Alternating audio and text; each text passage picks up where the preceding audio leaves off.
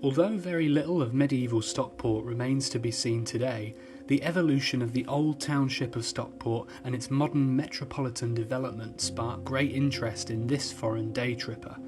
Brutal buildings of the past century mix in the centre with buildings of the 19th and 18th centuries.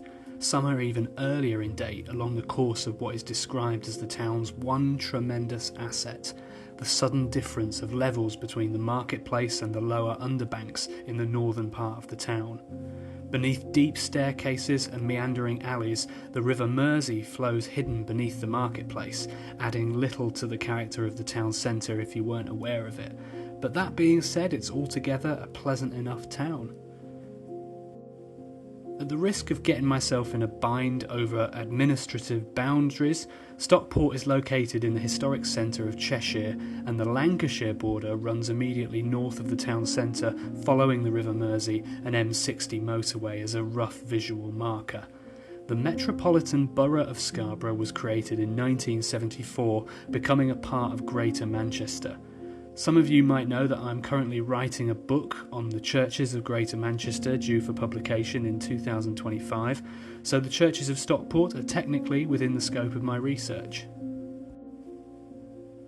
Standing immediately east of the ancient marketplace, opposite the seemingly compact glass house of the Victorian Market Hall, a glass superstructure with timber cladding and cast iron interior features, is St Mary's Parish Church. Secondary sources generally agree that St Mary's Church originated in the 12th century.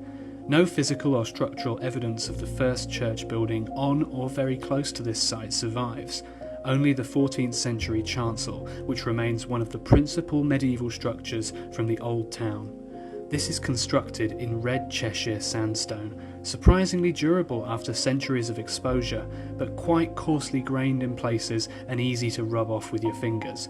Stones quarried since are of much finer grain quality, and the aesthetic difference can be quite dramatic.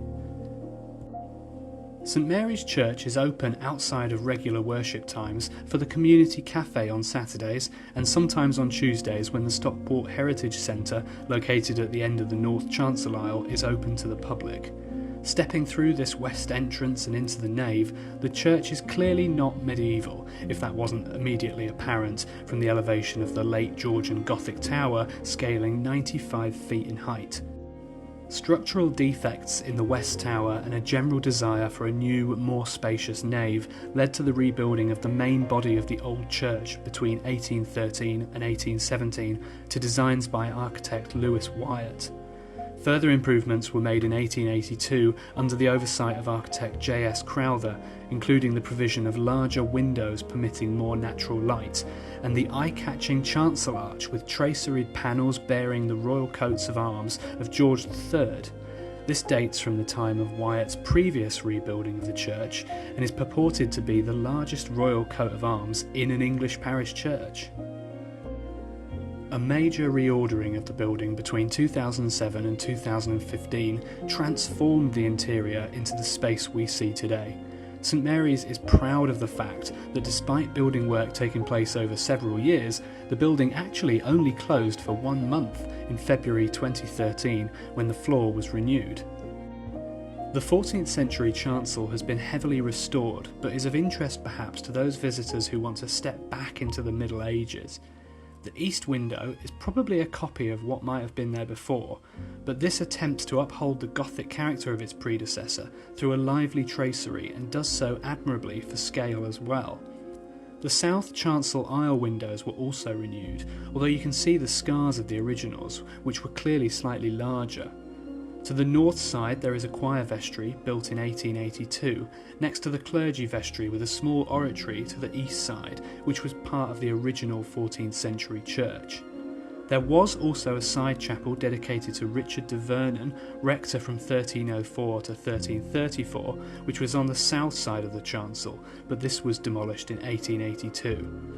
Richard de Vernon's stone effigy was presumably removed from his chapel and placed under the existing burial niche in the north wall of the sanctuary, itself adapted in the 17th century when it contained a different effigy belonging to a different family altogether. The chancel has a late medieval roof, according to the entry in the Revised Buildings of England series volume for Cheshire, more typical of Southern English traditions. The Church Visitor Guide says it's easily overlooked, which is in part simply because it doesn't look any older than 200 years or so.